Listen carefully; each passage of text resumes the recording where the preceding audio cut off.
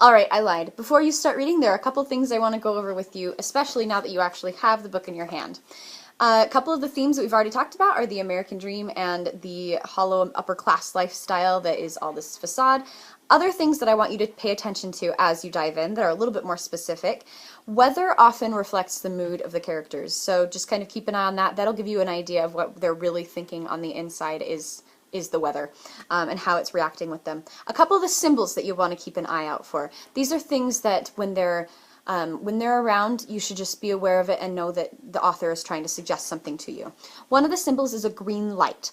The green light is at the end of a dock, and Gatsby often looks at it. This typically is, people talk about this representing his love for another character that you will discover as you go on. So keep an eye on the green light, whether it's on, whether it's off, how long he's watched it, all that kind of stuff. The Valley of the Ashes is a place between the two communities. Right off the bat, you're going to read about the two different communities in this area of New York. You've got East Egg and you've got West Egg. And in between the two is the Valley of Ashes. So you'll want to keep an eye on both East Egg and West Egg and the Valley of Ashes and what that represents. Who lives there? What events happen in the book there, and how might that what that might represent.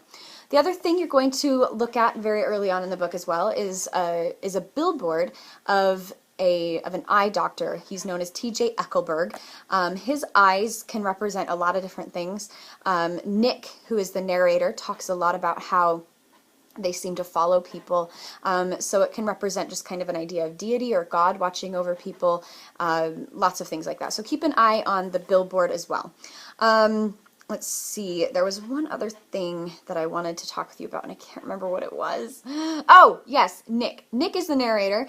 Because he's writing this from his perspective, one of the things that very much so, like if you've ever read Huckleberry Finn, that you have to be aware of is because he's writing it totally from his perspective is a little biased. If we have a narrator who sits outside the characters and is able to see into all of their minds, you can definitely trust them because they can see into lots of different points of view and they're an objective observer. But when you have a first-person narrator like Nick, who's looking at it from where he sits, whether or not you can trust everything he's saying to you is a little bit questionable at times. In fact, sometimes Nick will actually contradict himself and say things where you go, seriously? Like, that's a little bit weird, Nick. I'm not sure if I entirely agree with you. So you will want to pay attention to Nick as a narrator and figure out whether or not you always trust what he says, or if there are times when you say, you know, that's not how I've seen this. I think you're wrong. So you have to actually use your brain a little bit more.